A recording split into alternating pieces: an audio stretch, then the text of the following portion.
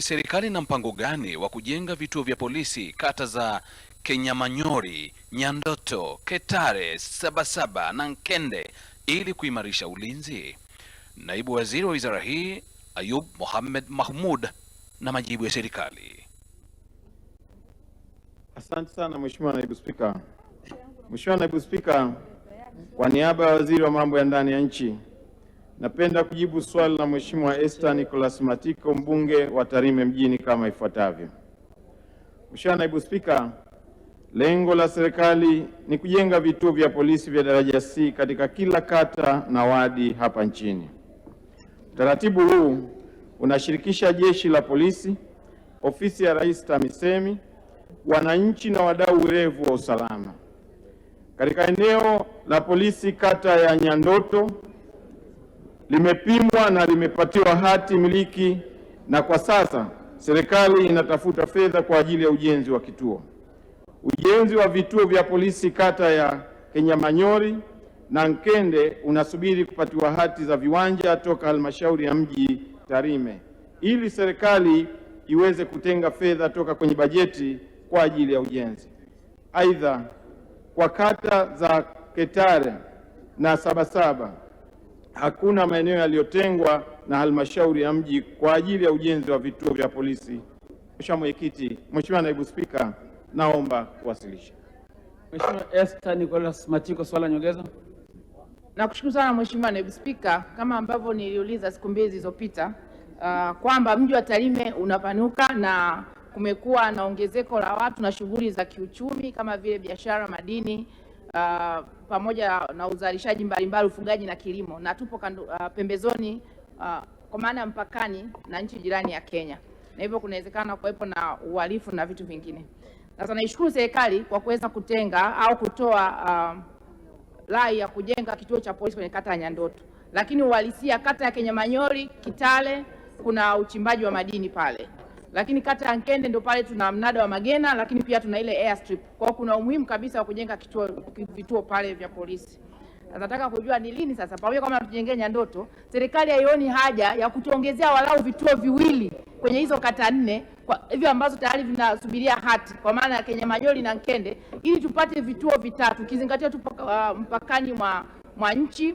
Swala la pili, Mheshimiwa Naibu Spika, kwa kuzingatia kwamba sasa hivi polisi kata wengi wanakaa nje ya vituo vyao vya kazi kwa sababu ya ukosefu wa makazi na usafiri wa uhakika, kitu ambacho kinapunguza muda wa hao polisi kuweza kuwepo kwenye maeneo husika na kutoa huduma kwa wananchi kama inavyotakikana.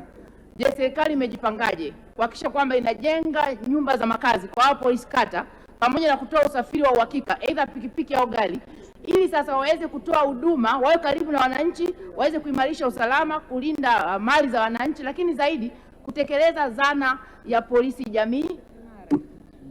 Mheshimiwa Naibu Waziri, majibu. Asante sana Mheshimiwa Naibu Spika. Nimshukuru na kumpongeza sana Mheshimiwa Esther kwa maswali yake mawili ya nyongeza muhimu, na kwa sababu ya umuhimu wa kuimarisha ulinzi kwenye maeneo aliyoyasema, ndio maana swali hili aliliuliza kwenye nyongeza na leo limeulizwa kama ni swali la msingi.